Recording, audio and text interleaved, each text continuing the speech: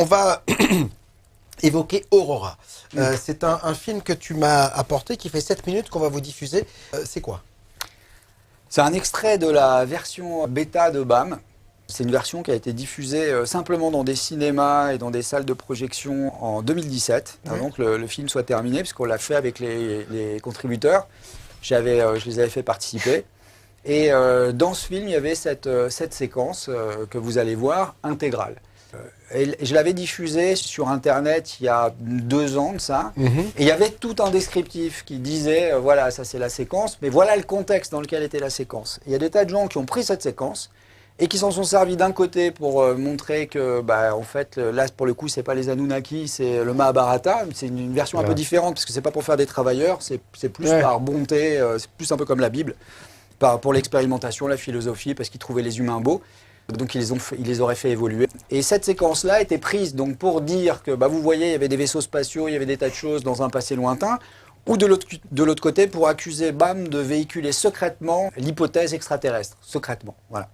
J'avais été bien explicite, il y avait toute cette description, mais comme on avait pris juste la séquence, voilà, j'avais décidé de la diffuser en entier. Donc il y a les 4 minutes de Aurora, plus les 3 minutes qui suivent, parce que c'était comme ça dans BAM. Et puis après, je dirai pourquoi je l'ai coupé. Regardez Aurora. Prenons un peu de recul pour avoir une vue d'ensemble, ce qui nous permettra de voir notre histoire sous un autre angle. Faisons un bond dans le futur et imaginons l'humanité dans 2000 ans.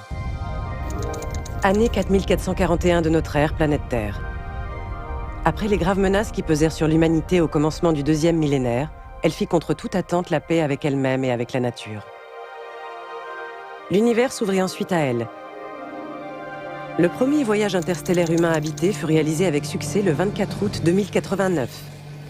Quelques décennies plus tard, les humains découvrirent une espèce humanoïde endogène très primitive sur une planète de la galaxie d'Andromède.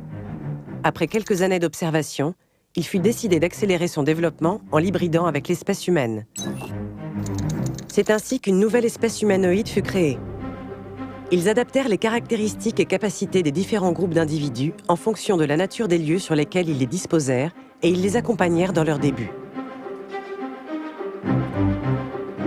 Puis, en respect de la loi fondamentale du libre arbitre, ils laissèrent cette espèce évoluer seule durant une période d'environ 1500 ans.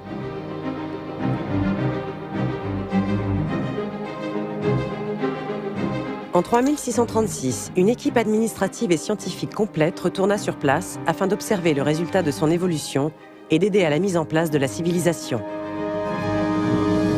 Les humains décomposèrent alors la planète en territoires, gérés par des dirigeants locaux assistés de collaborateurs, et l'ensemble fut placé sous la gouvernance du responsable des opérations, basé dans l'immense station spatiale en orbite autour d'Aurora. Eu égard à leur niveau technique et à leur savoir, les humains furent naturellement considérés par l'Homo aurores comme des dieux, qui leur enseignèrent l'agriculture, l'élevage, les sciences, l'architecture dynamique et les arts. Tout se développa à merveille. Les Homo aurores étaient splendides et apprenaient vite. Partout, des cités furent édifiées, toutes plus belles les unes que les autres. De nouvelles expériences d'hybridation furent effectuées par les humains afin de créer des individus dotés de potentialités supplémentaires. Ils furent formés à bord de la station spatiale et destinés à gérer le développement de la civilisation le jour où les humains quitteraient cette planète. Mais on peut être avancé et sur la voie de la sagesse, on n'en reste pas moins humain. Succombant au charme des Homo aurores, des dirigeants locaux humains créèrent, par accident ou par volonté, de nouveaux hybrides non officiels. Du fait de leur ascendance, ces hybrides acquirent peu à peu des connaissances habituellement réservées aux humains, ainsi que de dangereux privilèges tels des armes et des vaisseaux aériens. Un jour, une dissidence au sein des humains éclata. Doté d'armes redoutables, promettant la planète entière en cas de victoire, un belliqueux dissident entraîna son peuple dans une sanglante guerre de conquête. La violence des attaques indigna les dirigeants, qui découvrirent avec horreur la situation explosive qu'ils avaient générée. La riposte entraîna l'escalade et l'escalade la guerre mondiale. Pour la première fois depuis bien longtemps, des armes terribles furent employées, des villes entières furent rasées en un éclair. Profondément choqués, les dirigeants humains se réunirent autour du directeur des opérations et remirent totalement en cause leur ingérence sur la planète Aurora et ses funestes conséquences. Un grand débat les divisa. Devaient-ils prendre le risque de laisser ces êtres trop peu évolués en regard de la puissance dont ils disposaient, occasionner davantage de dégâts sur Aurora et peut-être même plus tard dans l'univers? Mais avaient-ils le droit de détruire ces êtres conscients qu'ils avaient créés? Après de nombreuses réflexions, les humains décidèrent de mettre un terme définitif à cette expérience. Mais l'un d'entre eux voulut secrètement permettre à l'espèce de survivre. Il sélectionna quelques membres et prépara techniquement leur sauvetage. Puis vint le jour de la fin. On déploya la plus redoutable de toutes les armes en direction de la mer et un cataclysme d'une ampleur inégalée s'abattit sur cette planète, ravageant tout ce qui n'avait pas été détruit par la guerre, excepté une poignée de survivants. Et tout repartit de zéro. On pourrait penser que j'ai beaucoup d'imagination et que je ferais probablement mieux de faire de la science-fiction. Mais je n'ai rien imaginé. Je me suis contentée de transposer le récit du Mahabharata, un des textes indiens les plus sacrés, fondateur de l'hindouisme, rédigé il y a au moins 2500 ans. Comme Mathias Butet l'a dit plus tôt en plaisantant, il s'agirait d'extraterrestres qui auraient apporté la connaissance aux hommes. Et pas seulement ça, c'est là que ça se complique. Ils auraient hybridé leur espèce avec la nôtre. Si j'ai réalisé une petite fiction adaptée du Mahabharata, c'est pour vous montrer la modernité de ce récit. Mais je ne partage pas le point de vue d'une civilisation extraterrestre à l'origine de notre présente civilisation. It's perfectly possible for us to lose aspects of the human story. And it seems to me that that is a much more elegant, simple and ultimately more persuasive explanation of the mysteries we confront than invoking aliens who've come here from other planets but mysteriously use 1970s NASA technology. S'il évoque la technologie de la NASA des années 70, c'est parce que l'origine de l'hypothèse des anciens astronautes remonte à cette époque. Des tas de représentations de personnages avec des têtes très rondes sont devenues des représentations de cosmonautes au look de ceux des missions Apollo. Quand j'observe les assemblages de pierres dans les sites anciens, je n'y vois pas de découpe au laser ou avec le genre de technologie qu'on attend d'un peuple capable de voyager dans l'univers. J'y vois seulement des techniques différentes et probablement une autre approche de la chimie minérale.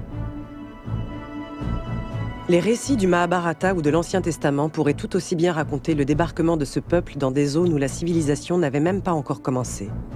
Peut-être même avant qu'une catastrophe n'anéantisse leur endroit d'origine. Sea level has risen 120 meters. More than 27 million square kilometers of land, which is roughly Europe and China added together, was above water during the last ice age and is underwater now. I would suggest that the civilization we're dealing with was a maritime seafaring civilization, that it occupied the very best lands that were available in the Ice Age world. And those very best lands, actually, as is the case today, were the coastal lands, lands close to the sea. Those were the lands that were flooded by rising sea levels at the end of the Ice Age.